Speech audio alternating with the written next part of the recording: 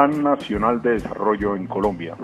El Plan Nacional de Desarrollo es la base de la política gubernamental de los presidentes de Colombia. Ligan la propuesta de los aspirantes a la presidencia de la República con su gestión durante los 4 años de gobierno.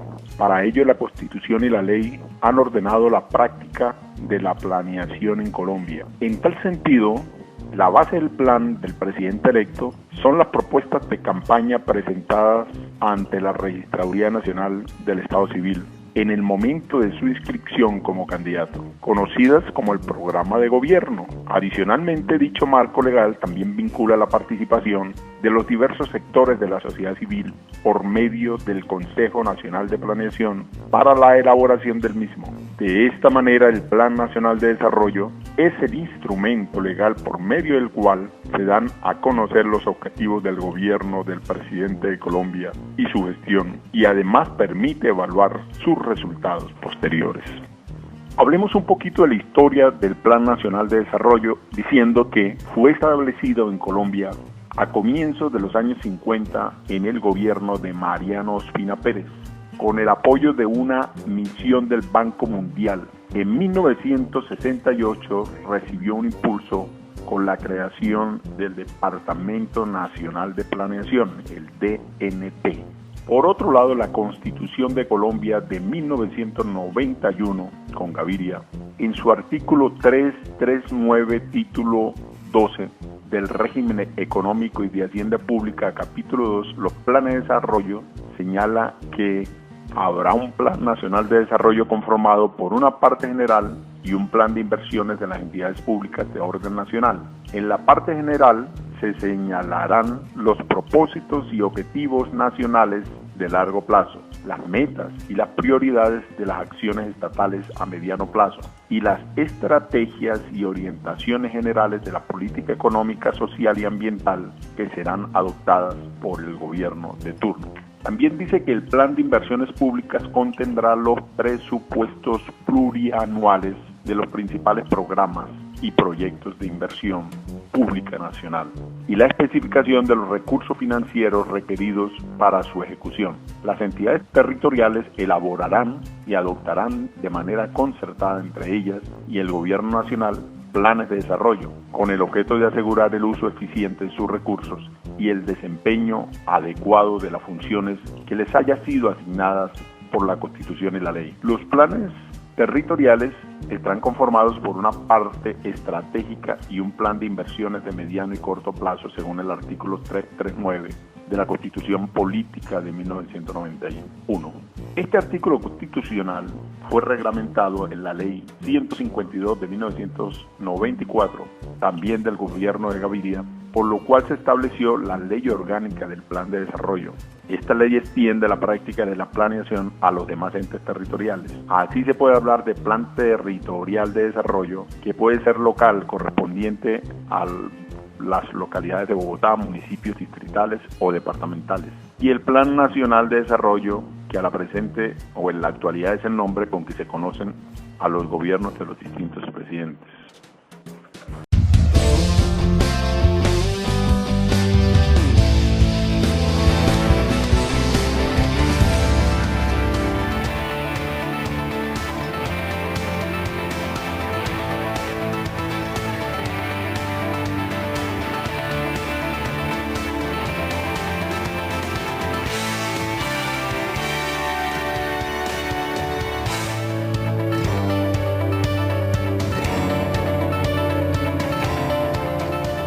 El Plan Nacional de Desarrollo tiene 3 componentes.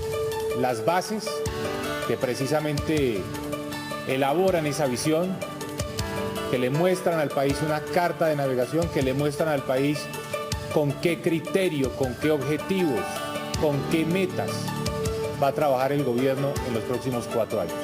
El articulado, un articulado que básicamente ajusta una gran cantidad de normas para facilitar el cumplimiento de esas metas, para que las entidades del Estado colombiano puedan lograr de manera más efectiva los objetivos que se traza el Plan Nacional de Desarrollo. El plan que plantea el gobierno en materia de inversión para los próximos 4 años, con unos montos que reflejen las realidades fiscales del país.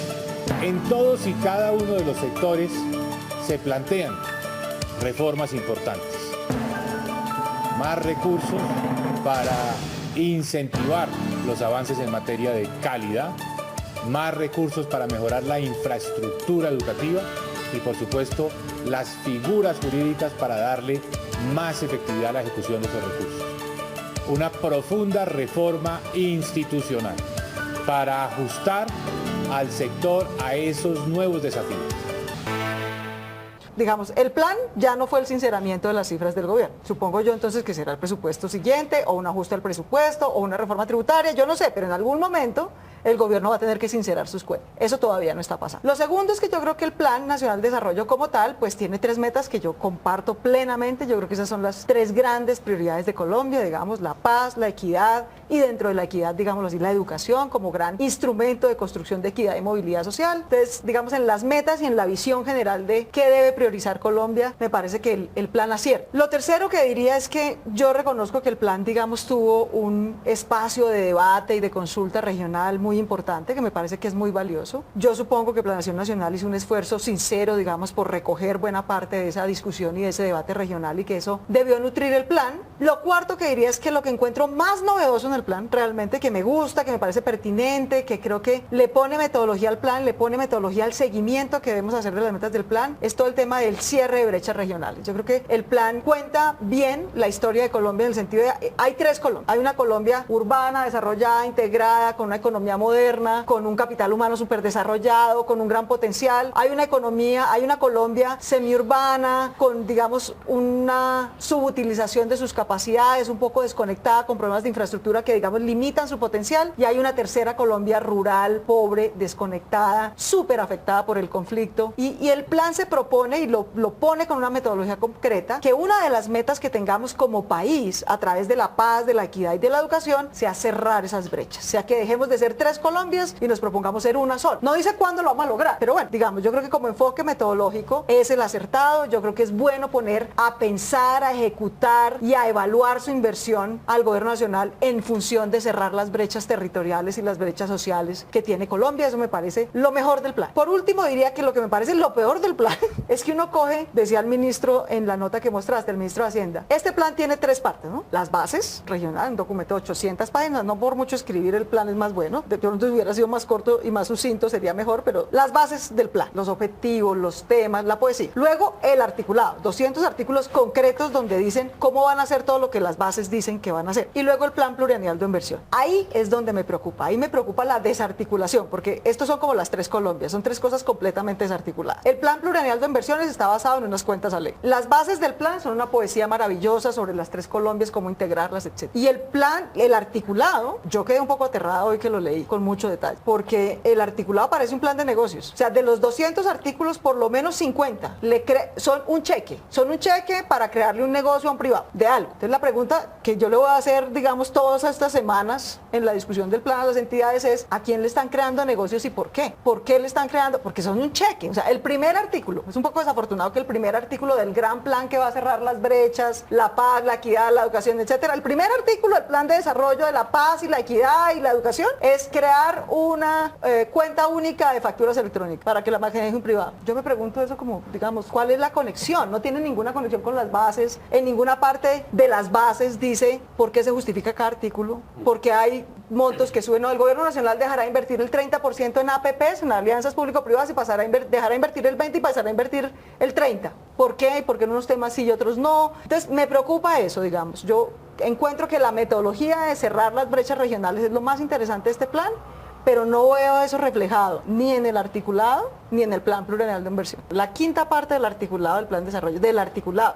es para la locomotora minera, que en ninguna parte dice que sea el gran propósito, pero ahí sigue estando. El gobierno sigue creyendo que esa es su gran locomotora, y a eso es a lo que le da más instrumentos prerrogativos. Uno puede entrar a discutir si eso es bueno o es malo, pero digamos, la locomotora minera sigue siendo, aunque el gobierno no lo diga, lo que cree que le va a dar grandes recursos, y está viendo pues cómo raspa la olla. Una cosa que es un poco insensata, diría.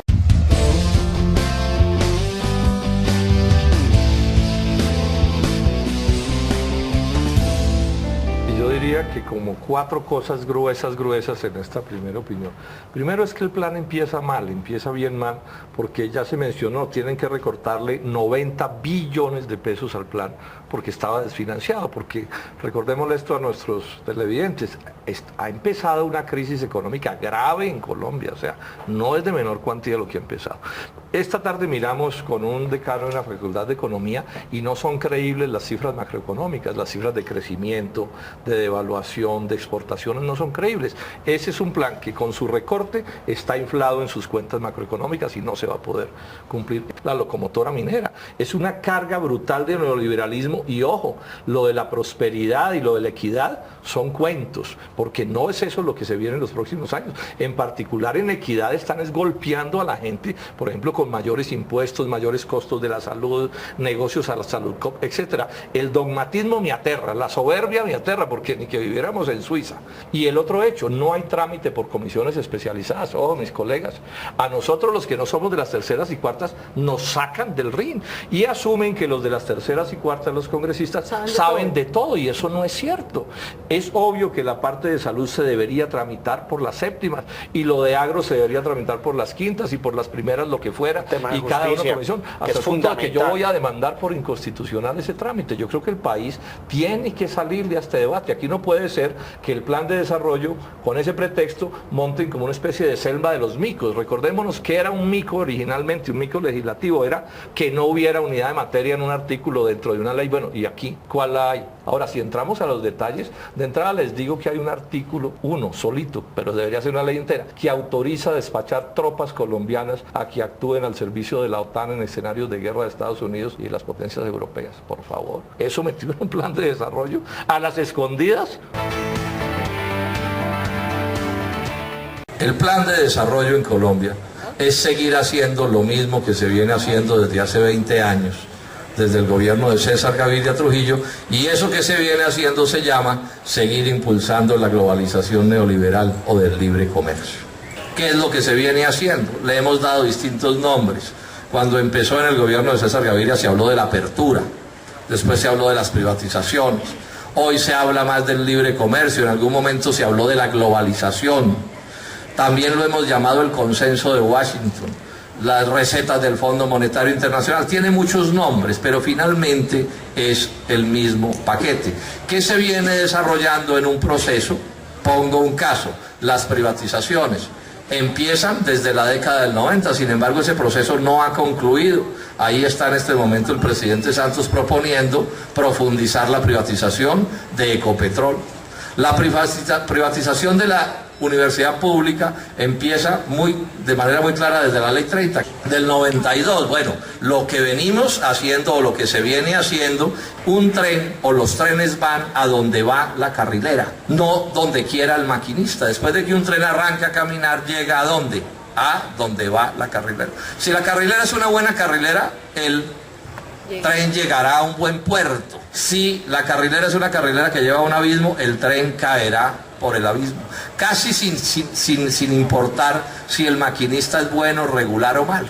La transformación de Colombia entonces exige cambiar la carrilera, más que cambiar a los maquinistas. Esto es lo que explica por qué, y así lo plantea de alguna manera el gobierno nacional, que es que el desarrollo del país depende de lo que ellos han llamado las 5 locomotoras. Esta es una frase mucho más efectista que real. Claro, locomotora da la idea de cosa poderosa, que arrastra muchos vagones, que jalona el progreso del país. Y cuando uno mira y dice, bueno, ¿cuáles son las 5 locomotoras? Y entonces la construcción de vivienda, el sector agropecuario, la minería, son otras 2, que es que la ciencia y la educación, bueno, y alguna que se me escapa. Pero cuando uno entra a mirar ya el detalle de hasta dónde es verdad que esas son locomotoras, primero si uno se hace preguntas, bueno, ¿cómo la industria no es locomotora? Entonces, claro, la inconsistencia, porque son más las frases que las realidades. O como si el modelo es el modelo económico neoliberal, que se supone que es un modelo de exportación, ¿por qué no aparecen las exportaciones como locomotora? Pero les insisto, el caso del agro, si el agro es locomotora, ¿cuál es la diferencia del presupuesto del 2011 y del 2010 en el caso del sector agropecuario? O en vivienda, ¿qué sucede? Y si uno mira en educación es la misma cosa, y en todos los casos jóvenes resulta que los presupuestos de los ministerios de esas supuestas locomotoras resultan ser sensiblemente iguales a los del gobierno anterior. Entonces yo le decía a los ministros, y ellos se ríen un poco como el muchacho que uno coge con las manos en la masa. Yo les decía, bueno, ministros, explíquenme una cosa que es bien simple. ¿Por qué una cosa que el 6 de agosto del año pasado, o sea, antes de salir Uribe, no era locomotora? ¿Por qué esa misma cosa el 7 de agosto se volvió locomotora? ¿Cómo se explica que eso sea locomotora? ¿Y cómo se explica que con esos recursos insignificantes ustedes llamen a eso locomotora cuando realmente ante lo que estamos es ante un Renault 4 o un carro de balineras?